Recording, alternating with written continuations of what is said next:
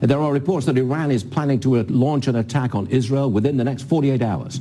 This has raised concerns of terrorist threats here at home. Congressman Jim Jordan, Republican from Ohio, joins me now. Jim, this is happening right as FISA is set to expire, a law that helps us surveil foreigners. There's terror threats from all over. Is now really the best time not to renew FISA? Well, I got no problem renewing it as long as we protect Americans' liberty. So there's 702 program. There's two parts of FISA. There's the traditional FISA court, the part that was abused relative to spying on President Trump's campaign. We've got some reforms in this legislation, which I think will help address that situation. But the part that's up for reauthorization is this 702 program, where our government spies on foreigners. But in the process of doing that, they pick up all kinds of information about Americans. And what we're saying is if you're going to go search that database, that 702 database, that haystack of information, giant haystack, and you're going to search American citizens, you got to go get a warrant if you're going to search their data. And that to me is so fundamental. In our system, we always say if the executive branch is going to search your stuff, our Constitution requires them to go to a separate and equal branch of government, the judicial branch, and get a probable cause warrant. And here's why it's so important.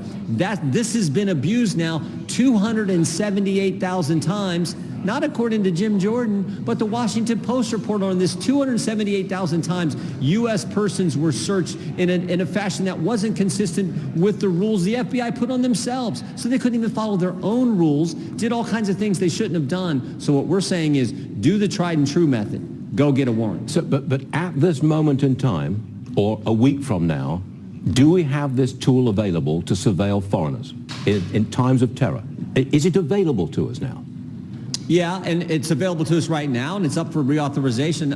The 19th is the date, so we got the next week to get this right. We're going to vote on it today. Okay. It'll go to the Senate. That's how the process works. But I will tell you this, Stuart, if the warrant requirement amendment is not added, I ain't voting for it, because I don't think that's the way we're supposed. I don't think that's consistent with our Constitution. And again, this is the FBI. Remember, this is the FBI who said if you're a parent at a school board meeting, you need to be investigated. This is the FBI that said, oh, if you're a pro-life Catholic, you're an extremist. And maybe more importantly, this is the FBI who said to the whistleblowers who retaliated against the whistleblowers who came forward and told our committee about all that stuff, and we're supposed to just trust them to do it the right way?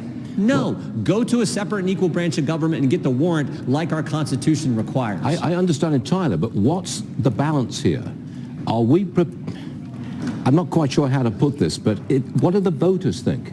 Are the voters more concerned about our security, and they want every tool available to fight for our security, or are they more concerned about the privacy element that you're talking about? Well, they're more concerned about the Constitution. And understand, we even put in this amendment, this warrant requirement amendment, we even have an exception. If it's an emergency situation and you think there's an imminent threat to the security of the country, then you can just search the database on a United States citizen. But short of that, go get a warrant. Here's the key point, Stuart. 200,000 times a year, they search U.S. persons in this database. U.S. person queries, U.S. person searches. How many of those aren't covered by the exception in our amendment? No one will give me an answer to that question. But if it's a big number, that should frighten us all. If it's a small number, what's the big deal? So why they won't answer that question, I do not know. But I think the fact that they won't should be a concern. Jim Jordan, I think you've reassured a lot of people, myself included. Thank you very much indeed for being with us, Jim. We always appreciate it. You bet, Stuart. Thank you.